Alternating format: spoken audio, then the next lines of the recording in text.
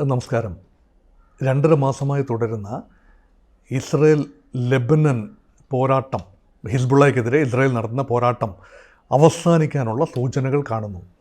പറഞ്ഞു വരുന്നതൊരു വെടിനിർത്തൽ കരാറിൻ്റെ സാധ്യതകളെക്കുറിച്ചാണ്. വളരെ ഗൗരവമായി കഴിഞ്ഞ ഒരാഴ്ചയായി വെടിനിർത്തൽ കരാർ ഏത് നിമിഷവും സംഭവിക്കാം എന്ന ഊഹാപോഹങ്ങളുണ്ട്. ഊഹാപോഹങ്ങളെ മാറ്റി നിർത്തി യാഥാർത്ഥ്യത്തിലേക്ക് നമുക്ക് വരാം. ഇവിടെ അമേരിക്കയുടെ നേതൃത്വത്തിൽ വലിയ തോതിലാണ് ബൈഡൻ അഡ്മിനിസ്ട്രേഷൻ ഇപ്പോൾ ചർച്ചകൾ നടത്തുന്നത്. ട്രംപ് അധികാരത്തിലെത്തുന്നതിന് മുൻപ് തന്നെ പശ്ചിമേഷ്യയിൽ ഏതെങ്കിലും ഒരു രീതിയിലുള്ള സമാധാന നീക്കം അമേരിക്കൻ ബ്രോക്കേർഡ് പീസ് എന്ന നിലയിൽ ഉണ്ടാകണമെന്ന ആഗ്രഹം ബൈഡനുണ്ട്. അതുകൊണ്ടാണ് നിരന്തരമായി അമേരിക്കൻ എൻവോയ്സിനെ ബെയ്റൂട്ടിലേക്ക്, ലെബനൻ തലസ്ഥാനമായ ബെയ്റൂട്ടിലേക്ക് അയച്ചുകൊണ്ട് ലെബനനുമായി നിരന്തരമായ കൂടിയാലോചനകളായിരുന്നു, ഇസ്രയേലുമായും കൂടിയാലോചനകളായിരുന്നു. ഇവിടെ ലെബനനോ ഇസ്രയേലോ അല്ല വിഷയം, ഹിസ്ബുള്ള എന്നതാണ് വിഷയം. ഹിസ്ബുള്ള ലെബനൻ്റെ മണ്ണിൽ കാലുറപ്പിച്ച് നിന്ന് ഇസ്രയേലിനെതിരെയുള്ള പോരാട്ടത്തിലാണ്. കഴിഞ്ഞ ദിവസവും 300ഓളം മിസൈലുകളാണ് ഇസ്രയേൽ മണ്ണിൽ ലെബനൻ്റെ മണ്ണിൽ നിന്നുകൊണ്ട് ഹിസ്ബുള്ളയുടേതായി പതിച്ചത്. അതിനെതിരെയുള്ള പ്രത്യാക്രമണവും നടന്നു. അപ്പോൾ അടിയും തിരിച്ചടിയും അവിടെ നടക്കുന്നുണ്ട്. സമാന്തരമായി സമാധാന നീക്കങ്ങൾ നടക്കുന്നു. ഈ സമാധാന നീക്കങ്ങളുടെ പ്രധാന സൂത്രധാരൻ അമേരിക്ക തന്നെയാണ്. പക്ഷേ ഇവിടെ ഹിസ്ബുള്ളയുമായി ചർച്ച നടത്തേണ്ടത് ലെബനനാണ്. രണ്ട് രാജ്യങ്ങളുമായും അമേരിക്ക ചർച്ച നടത്തുന്നു. അങ്ങനെ ഹിസ്ബുള്ളയെ എങ്ങനെയാണ് ഒന്ന് പാസിഫൈ ചെയ്യുക? ഹിസ്ബുള്ളയ്ക്ക് നാശനഷ്ടങ്ങൾ സംഭവിച്ചു എന്നറിയാം. ഹമാസ് പൂർണ്ണമായി വൈപ്ഡ് ഔട്ട് ആകുന്ന ഒരു സ്റ്റേജിലാണ്. ആ യുദ്ധം അവസാനിപ്പിക്കുന്നതിനെക്കുറിച്ച് ഒരു ചർച്ചയുമില്ല. ഇത് നമ്മൾ വേറിട്ട് കാണണം. ഇറാനെ നമ്മൾ മാറ്റി നിർത്തുന്നു, ഹമാസിനെ മാറ്റി നിർത്തുന്നു. ഇസ്രയേലും ഹിസ്ബുള്ളയും തമ്മിൽ ലെബനൻ്റെ മണ്ണിൽ വെച്ച് നടക്കുന്ന യുദ്ധത്തിൻ്റെ വിരാമത്തെക്കുറിച്ച് മാത്രമാണ് ഇപ്പോൾ നമ്മൾ സംസാരിക്കേണ്ടത്. അല്ല എങ്കിൽ എല്ലാം കൂടി കുഴഞ്ഞു പോകും. അതുകൊണ്ട് ഗാസയിലെ യുദ്ധം തുടരുന്നു. ഇസ്രയേലിൻ ലക്ഷ്യങ്ങൾ പൂർത്തീകരിച്ചിട്ടില്ല. അത് തുടരാനാണ് സാധ്യത. അതിൻ്റെ സമാധാന കരാറിനെക്കുറിച്ച് ഒരക്ഷരം പോലും ആരും സംസാരിക്കുന്നതുമില്ല. എന്നാൽ അതിൻ്റെ ഒരു ബൈ പ്രോഡക്റ്റായി സംഭവിച്ച ലെബനൻ്റെ മണ്ണിൽ നിന്നും ഇസ്രയേലിലേക്ക് മിസൈലുകൾ അയച്ചുകൊണ്ട് ഹിസ്ബുള്ള നടത്തുന്ന ആക്രമണം ഇപ്പോൾ 2.5 മാസം പിന്നിട്ടിരിക്കുന്നു. കരയുദ്ധത്തിന് 2.5 മാസമായിരിക്കുന്നു. ഇസ്രയേൽ നിരന്തരമായ ആക്രമണങ്ങൾ ലെബനന് നേരെ അഴിച്ചുവിടുകയാണ്. കരയുദ്ധം നടക്കുകയാണ്. ഇവിടെ കരാറിൻ്റെ ഒരു ബ്ലൂ പ്രിൻ്റ് മാത്രമാണ് നമുക്കുള്ളത്. അതും ഏതാണ്ട് ധാരണ എത്തി എന്ന അടിസ്ഥാനത്തിൽ. ഒന്ന്, തന്ത്രപ്രധാനമായ ഒരു നദിയാണ് ലിറ്റനി നദി. ലെബനൻ്റെ മണ്ണിലൂടെ ഒഴുകുന്ന, ഏതാണ്ട് ലെബനൻ്റെ ദക്ഷിണ പ്രദേശത്തുകൂടി ഒഴുകുന്ന ലിറ്റനി നദി ഒരു ബെഞ്ച് മാർക്കായി എടുക്കുകയാണ് ഈ കരാറനുസരിച്ച്. ആ ലെബനൻ്റെ മണ്ണിലൂടെ കിഴക്ക് നിന്ന് പടിഞ്ഞാറേക്ക് ഒഴുകി മെഡിറ്ററേനിയൻ കടലിൽ ചേരുന്ന ലിറ്റനി നദിയുടെ വടക്ക് മാത്രമായിരിക്കും ഇനി മുതൽ ഹിസ്ബുള്ളയുടെ സാന്നിധ്യം. അതിന് തെക്കോട്ടുള്ള പ്രദേശം ഒരു ബഫർ സോണായോ അല്ലെങ്കിൽ നോ ഫ്ലൈ സോണായോ ന്യൂട്രൽ സോണായോ ഒക്കെ മാറുക എന്നതാണ് നിർദ്ദേശങ്ങളിൽ പ്രധാനം. ഇത് അംഗീകരിക്കാൻ ഒരു പക്ഷേ ഹിസ്ബുള്ളയ്ക്കും ബുദ്ധിമുട്ടില്ല. കാരണം ഓൾറെഡി ഹിസ്ബുള്ള സൈന്യങ്ങൾ ലിറ്റനി നദിയുടെ വടക്കോട്ട് താവളം മാറ്റിക്കഴിഞ്ഞു. അതിന് തെക്ക് നിന്നാകുമ്പോൾ ഇസ്രയേലിൻ്റെ വടക്കൻ മണ്ണിലേക്ക് ആക്രമണം നടത്താൻ എളുപ്പമാണ്. അതാണൊരു കാര്യം. അങ്ങനെയെങ്കിൽ ആ പ്രദേശത്തേക്ക്, ആ ഒരു അതിർത്തിയിലേക്ക്, ഇസ്രയേൽ ലെബനൻ അതിർത്തിയിലേക്ക് സൈന്യത്തെ വിന്യസിക്കേണ്ടതുണ്ട്. അതിന് ലെബനൻ്റെ സൈന്യവും ഐക്യരാഷ്ട്ര സംഘടനയുടെ പീസ് കീപ്പിംഗ് ഫോഴ്സും ഒക്കെ തന്നെയായിരിക്കും അവിടെ വരേണ്ടത്. ആ ഒരു ധാരണ രണ്ട് കൂട്ടർക്കും സ്വീകാര്യമാണെങ്കിൽ, ഹിസ്ബുള്ളയ്ക്കും ഇസ്രയേലിനും സ്വീകാര്യമാണെങ്കിൽ, തീർച്ചയായും ഇസ്രയേലി മന്ത്രിസഭ ഉടനെ തന്നെ, ഏതാനും മണിക്കൂറുകൾക്കുള്ളിൽ തന്നെ, ഒരുപക്ഷെ ഈ ഒരു റിപ്പോർട്ട് നിങ്ങളിലേക്ക് എത്തുന്ന സമയത്ത് തന്നെ ആ മന്ത്രിസഭാ യോഗം നടക്കുകയായിരിക്കാം. ആ മന്ത്രിസഭാ യോഗത്തിന് തീരുമാനം ഒരുപക്ഷെ അനുകൂലമാണെങ്കിൽ വെടിനിർത്തൽ നടപ്പാകണമെങ്കിൽ ഇപ്പോൾ പറയുന്നത്, പ്രപ്പോസ് ചെയ്യപ്പെടുന്ന വെടിനിർത്തൽ കേവലം 60 ദിവസത്തേക്കാണ്, 2 മാസത്തേക്കാണ്. ആ വെടിനിർത്തൽ ഒരു താൽക്കാലിക പ്രതിഭാസം മാത്രമാണ്. അത് യുദ്ധവിരാമം എന്ന് കൂട്ടേണ്ടതില്ല, വെടിനിർത്തൽ മാത്രമാണ്.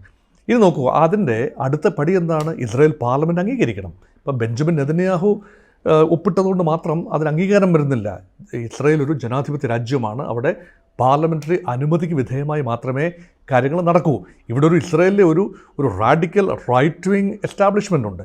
ആ റൈറ്റ് വിങ്ങിൻ്റെ തീവ്ര വലത്ത് വികാരമുള്ള ആളുകളുടെ തീരുമാനവും അവിടെ നിർണായകമാണ്. ഈ കരാറുകളെ പലപ്പോഴും അട്ടിമറിക്കുന്നത് തീവ്ര വലത്ത് വിഭാഗങ്ങളാണ്. അതുകൊണ്ട് അതവിടെ നിൽക്കട്ടെ. ഇസ്രയേൽ ഇപ്പോൾ നേടിയ ലക്ഷ്യങ്ങളാണ് ഇവിടെ പ്രധാനം. ഇസ്രയേൽ ലെബനനിൽ ചില ലക്ഷ്യങ്ങൾ നേടിയെന്നാണ് ഇസ്രയേൽ കരുതുന്നത്. അതൊന്ന്, ഹിസ്ബുള്ളയുടെ പ്രഹരശേഷി പരമാവധി കുറച്ചു കൊണ്ടുവരാനായി. ഹിസ്ബുള്ളയുടെ തലവൻ ഹസൻ നസറുള്ളയെ ബോംബ് ചെയ്ത് കൊലപ്പെടുത്താനായി. അതിനുശേഷം വന്ന പിൻഗാമിയെയും കൊലപ്പെടുത്താനായി. ഹിസ്ബുള്ളയുടെ പ്രമുഖ നേതാക്കൾ പലരും വധിക്കപ്പെട്ടു. ഹിസ്ബുള്ളയുടെ കമാൻഡ് കൺട്രോൾ കമ്മ്യൂണിക്കേഷൻ സംവിധാനങ്ങൾ താറുമാറായി.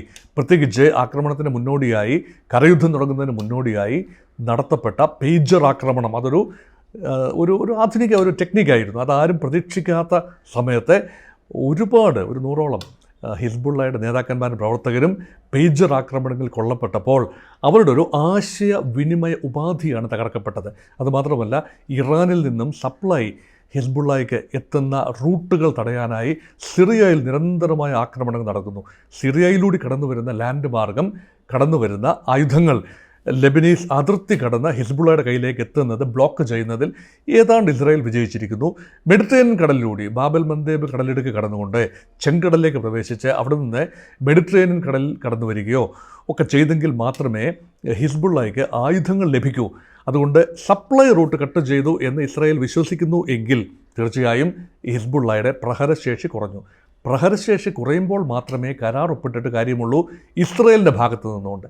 ഇനി മറിച്ച് ഹിസ്ബുള്ളയുടെ ഭാഗത്ത് നിന്നുകൊണ്ട് ആലോചിക്കുമ്പോൾ ഹിസ്ബുള്ള ഐക്യദാർഢ്യം പ്രഖ്യാപിച്ചിരിക്കുന്നു. ഹിസ്ബുള്ള ന്യായമായ ഒരു ഐക്യദാർഢ്യമാണ് ഹമാസിന് അനുകൂലമായി, ഗാസയിലെ ജനങ്ങൾക്ക് അനുകൂലമായി ഇസ്രായേൽ നടത്തുന്ന നരഹത്യയ്ക്ക് 44,000-ഓളം പേരാണ് ഇതുവരെ പിടഞ്ഞു മരിച്ചത്. അതിൽ ഹമാസിൻ്റെ പോരാളികളുടെ എണ്ണം കേവലം 10,000-ൽ താഴെയായിരിക്കാം. അപ്പം അങ്ങനെയെങ്കിൽ 30,000-ൽ പരം നിസ്സഹായരെ കൊന്നൊടുക്കിയതിൻ്റെ ഒരു മനുഷ്യാവകാശ ലംഘനത്തിൻ്റെ വലിയൊരു കറ പുരണ്ടിട്ടുണ്ട് ഇസ്രയേലിൻ്റെ മേൽ. അതിന് ധാർമ്മികമായ ഒരു പ്രതികരണം എന്ന നിലയിലാണ് ആക്രമണം ലെബനൻ്റെ ഭാഗത്തു നിന്ന്, ഹിസ്ബുള്ളയുടെ ഭാഗത്തു നിന്ന് ഉണ്ടായത്. അതിന് ഇറാൻ്റെ പിന്തുണയുണ്ട് എന്നത് നിസ്തർക്കമാണ്. ഇവിടുത്തെ പ്രധാന ചോദ്യം, ഇറാൻ്റെ റോൾ എന്താണ്? ഈ സമാധാന പ്രക്രിയയിൽ ഇറാൻ്റെ റോൾ എന്താണ്? ഉത്തരം നിൽ. ഇറാനെ പൂർണ്ണമായി ഒഴിവാക്കുന്ന ഒരു കരാറായിരിക്കും. ഇറാനാണ് ഹിസ്ബുള്ളയെ സഹായിക്കുന്നത്. ഹിസ്ബുള്ള കരാർ ഒപ്പിടണമെങ്കിൽ ഇറാൻ്റെ മൗന അനുവാദം ഉണ്ടാവണം, അല്ല എങ്കിൽ കരാർ ഒപ്പിടുന്നത് ബുദ്ധിമുട്ടാവും. അതുകൊണ്ട് ഇറാൻ ഒരു രീതിയിലും ചർച്ചയിൽ നേരിട്ടോ അല്ലാതെയോ പ്രത്യക്ഷപ്പെടുന്നില്ല. ചർച്ച നടക്കുന്നത് ഔപചാരിക രാജ്യങ്ങളായ ലെബനനും ഇസ്രയേലും തമ്മിൽ മാത്രമായിരിക്കും. മധ്യസ്ഥത വഹിക്കുന്നത് അമേരിക്കയായിരിക്കും. ആ രീതിയിലാണ് കരാറിൻ്റെ രൂപം. അതുകൊണ്ട് ആ കരാർ സാധ്യമായാൽ പശ്ചിമേഷ്യയിലെ സമാധാന പ്രക്രിയയിലെ ഒന്നാമത്തെ സ്റ്റെപ്പായിരിക്കും അത്. ഇതുവരെ കഴിഞ്ഞ 1.25 വർഷത്തോളമായി തുടരുന്ന വലിയ തോതിൽ ഒക്ടോബർ 7, 2023 ശേഷം ആദ്യമായിട്ടാണ് ഒരു സമാധാനത്തിൻ്റെ ഒരു സൂചന, വെടിനിർത്തലിൻ്റെ ഒരു സൂചന ഉണ്ടാകുന്നത്. ആദ്യം ഉണ്ടായ ഒരു വെടിനിർത്തലുണ്ട്. ഏതാനും ദിവസത്തേക്കുണ്ടായ വെടിനിർത്തൽ കൊണ്ട് മാത്രമാണ് ബന്ദികളെ മോചിപ്പിക്കാൻ കഴിഞ്ഞത്, കുറച്ച് പേരെങ്കിലും മോചിപ്പിക്കാൻ കഴിയുന്നത്. ഇപ്പോഴും 100ഓളം ബന്ദികൾ ഹമാസിൻ്റെ കസ്റ്റഡിയിൽ ഗാസയുടെ മണ്ണിൽ എവിടെയോ ഉണ്ട്.